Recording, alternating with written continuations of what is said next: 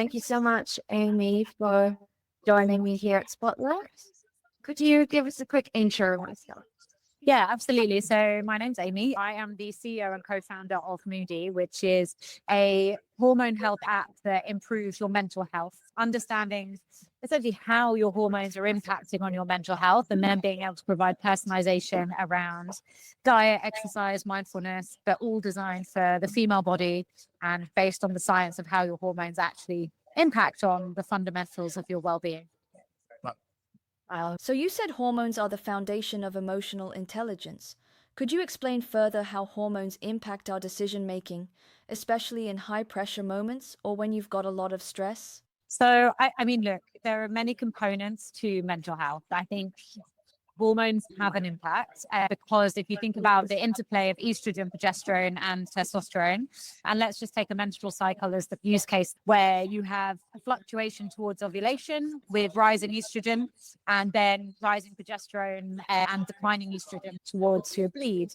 The way that estrogen impacts on your cognitive function, on your focus, on your memory is different for each person. But to some degree, there is a kind of average, which is that it tends to be for women more of a kind of elevating hormone. So I always describe it as something which gives you your kind of extrovert characteristics, whereas the inversion is true of progesterone, which is more of a sedating hormone. Again, this is the averages, so there are obviously variability in this. But by being able to understand those core principles, it's not to say that you would necessarily make different decisions in certain environments. And the same applies for pregnancy trimesters, even postpartum, even perimenopause, where when you understand that there is an impact because of these different factors, you start to have more time because you give yourself more of a break. You have the ability to, go into more of an understanding of the world from the lens of a female viewpoint. Whereas what we've really been conditioned to feel is the world, you get up every day, you feel the same. So in a high pressured example, which you gave, you go into a meeting, you're wanting to ask for a pay rise, for example, there will be different ways in which you structure that information, potentially even respond to whatever the environment is, dependent on your hormonal physical health. So again, not to say that you're not going to have that meeting at that point, but you're going to prepare in a slightly different way. You're going to be maybe doing something the day before that's slightly different than you would if you were in a different mindset. So it's really giving you the tools to see the world through the lens of your own body, your own chemistry, and just retraining women to think about their hormones as a component factor in your decision making, in your mental health, and hopefully allow women to be more empowered in their everyday. Yeah, like hormones are having more and more of an impact that we realize on just our everyday lives. And I guess, you were running a really successful agency before founding Moody, right? And what was that kind of light bulb moment that you had where you realized that women need better access to these hormonal insights? I had a business before which took me all over the world. I was traveling everywhere. I had incredible relationships and brands working with people like Nike and Microsoft. But the problem was that I didn't really understand that you can't just go. So like many women, I burn out. This is not a new piece of information. I think there's a lot of conversation about burnout, but there isn't a big conversation around the things that you can do from a preventative perspective to at least help your body and your adrenals reduce stress. For me, working with a big sports brand, my default was to go for a 5K run, right? I was feeling stressed. I was feeling overwhelmed. I was actually compounding the problem because going for high intensity training when you're under a huge amount of stress and a huge amount of pressure for certain points of the cycle, for example, compounds stress because they release more cortisol, more stress hormones, which when you're in that state of mind, although it might cognitively clear you from a physical, chemical perspective, it doesn't help. So again, it was this realization that it doesn't matter how much women are told that they need to do everything and have everything. If we don't understand the fundamentals of the way our brain and body works, you're setting yourself up for failure. So the vision for Moody was really to give women the tools to better understand the way their brain and body works, to be able to show up in a world that's inherently unfair. I think it's a very powerful thing. And people often say, well, how do you measure that? And I think measurement in the amount of women using it, so we've had hundreds of thousands of women using it, the ability to have people tell us this helps me and I stick with it. And when I need to understand what's going on, I use it.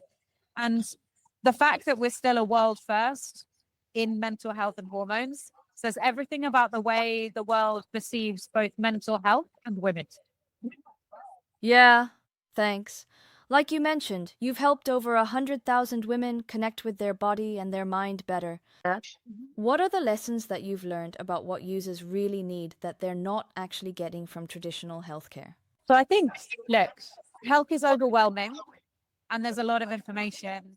What we're not trying to do is give someone a PhD, right? What we're trying to do is just help you understand you better. And I think there are some very simple pieces of information that you should learn in school.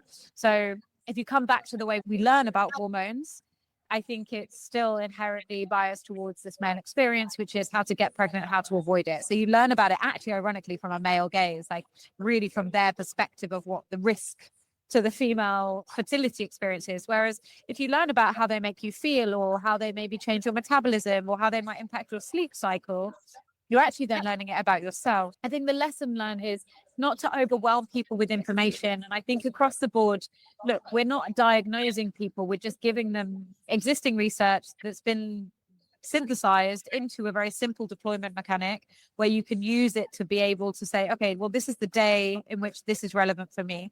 Whereas no one's going out and reading research papers about the interplay of estrogen and progesterone on your postnatal experience or on your pregnancy loss experience or on, it's just not happening. So how do we make that research that does exist more easy to access and then also make it very simple for people? So not overwhelming with large banks of data and large information plays, just today, this week, what does this mean for me? And, there's value in that. I think one of the challenges is that everyone's trying to run to an end goal of these longevity events where you're integrating all these hybrid points. That's brilliant for a very clear echelon of society who have access to a higher tier of healthcare and a higher tier of education. For the 2.5 billion women who don't have that, how do we just start with helping women understand that this is a thing?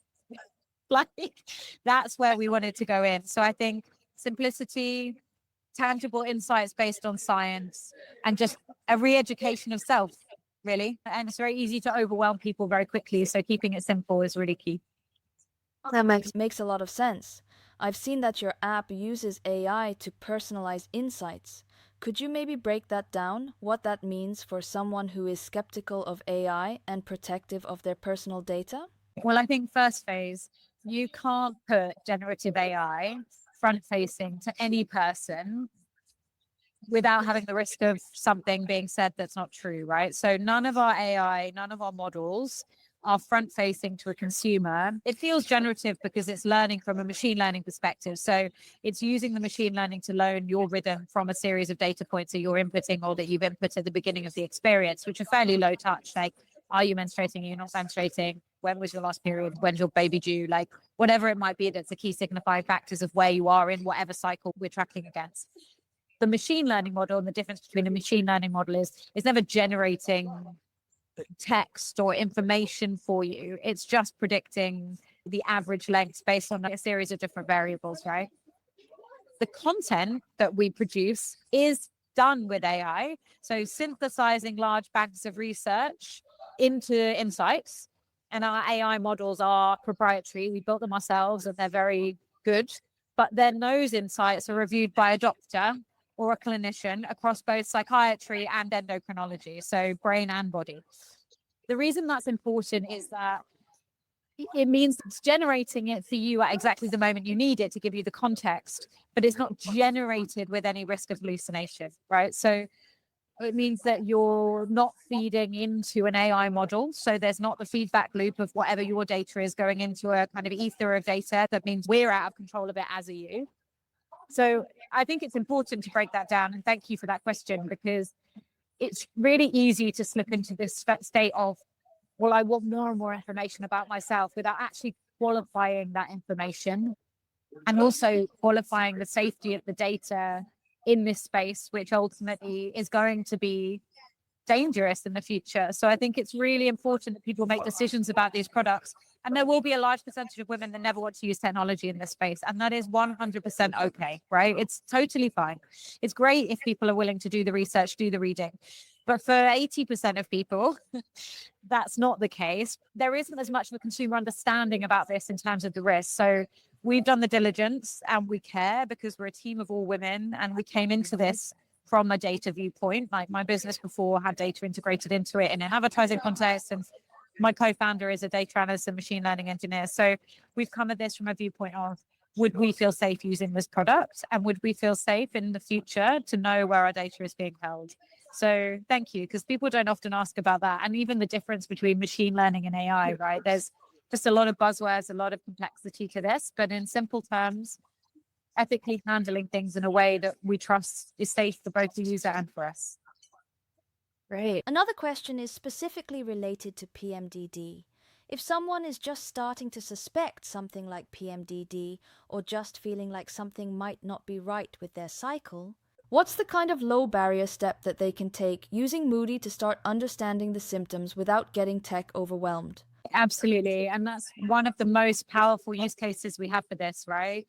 It's because if you know that your manic episodes are directly linked for the week before your bleeds, that is a signifier that this is PMDD. So misdiagnosis of PMDD often gets categorized as either depression or bipolar. The difference with those is the fact that this is directly linked to the drop in estrogen and rise in progesterone and the effect on your brain. Therefore, any doctor in the process of a diagnosis is going to ask you to go away and track when your symptoms are occurring, right?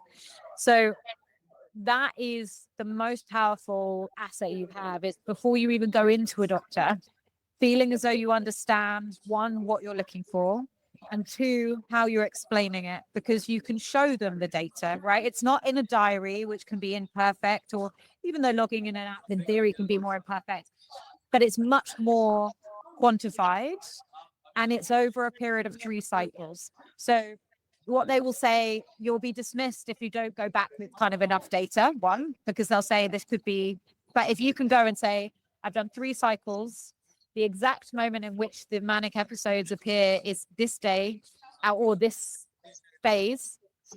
This was how extreme this one was. This is how extreme this one was. This was the other symptoms associated. And this is how long it took me to get over it. You can't be argued with, right? It's not I Googled my symptoms and this is what they told me. I didn't ask ChatGPT.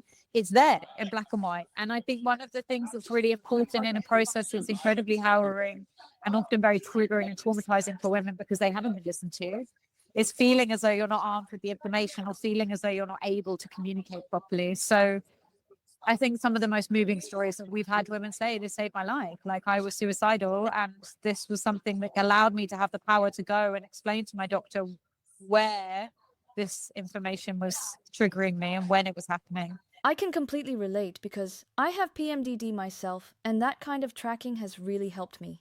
And I would add as well as a point is that you just don't remember it. It's a much bigger step to start writing down, grab a notebook and start scribbling probably very unintelligible things at that moment rather than just a slider or tick boxes. It's also feeling like you're not just putting some information down that's not going to be heard. We've deliberately chosen to speak to our users through the tone of voice of the app as an informed friend, colleague, nurse, someone who's not diagnosing you. We're not a doctor, but we are someone that's giving you the environment and the support and the space to be heard and be seen and feel supported is the objective. And I hear from users that's what it feels like too. So I think we've delivered against that. Yeah, and I can confirm it's definitely very, very friendly. Now looking into the future, what's your vision for Moody in, changing not just health and individuals, but also the bigger picture? I think the biggest power we all have is to be able to advocate for ourselves. The best evaluation tools you have are your own body, right? If you need to know what you're looking for, it's a language. So giving millions of women the power to understand their bodies and being able to change a conversation around mental health that moves it away from this, let's all do meditation and we'll all be well, into you have to know what the gradient and the scales are of different mental health conditions without having to be a doctor, so we can advocate for ourselves better, right? So I really believe the future of health technologies in this space is building towards better consumer advocacy, which is definitely the case. But we have to also differentiate in difference. We have to differentiate in difference of sex, so between male and female, and race as well, because those differences are very real. The world around us responds in a different way depending on our sex and our skin color. And therefore, if we're really going to truly understand a more holistic viewpoint and any more inclusive health system, we have to be able to build things for those experiences. So, yeah, for Moody, certainly being the kind of go-to for women's mental health, but in the world, that being valued. So the problem being that, people often say, oh, that's a great vision, but mental health is a nice to have, not something that is a foundational part of your life, which blows my mind to this day that that's even questioned. But yeah, how the world is designed pretty poorly in some areas, I would say. Yeah, right. You're fighting the good fight. Well, I think it's contributing in whatever way you can, right? I don't think that there's anything you can do other than try. And I really think that the thing that blew my mind was that there is research and science in this space, right? There's many areas that there's not. And it's harder for us to build into a perimenopause space, actually, because the research isn't quite as good, if I'm honest. But when it comes to menstruation, pregnancy, postpartum, even pregnancy loss to some degree, there is research to show how these things interact with our brains. It's just no one's given anyone access to the information. So I think that there's a big shift happening. It just needs to happen faster, to be honest. And that's one of the reasons why we decided to build this as a subscription product for women, because there isn't the funding out there to fund these projects. So we need people to prove that they want it through spending on a subscription at £36, 36 euros, whatever a year, which is not a huge amount of money considering how much a coffee costs nowadays. But that there's value to this for people's decision making. There's value to what we've built, that then drives the growth, rather than trying to lean into, well, let's get a load of white dudes that have access to capital to fund it. Because to be honest, I tried that at the beginning and it just didn't work. Like, no one cared. So it's happening. Just maybe could be a bit faster, but yeah, all in the same boat, trying to do the bit. Yeah, definitely. Thank you so much. Yeah, of course. Thank you so much as well for taking the time on your super busy schedule. I am a parent myself, but 2 young children, so Oh, congratulations.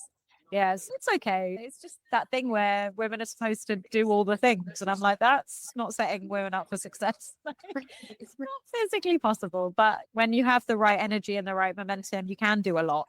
And so I think no one works harder than a working mom, if I'm completely honest, because the ability to multitask across multiple factors of your brain and your emotional spectrum is something of a marvel.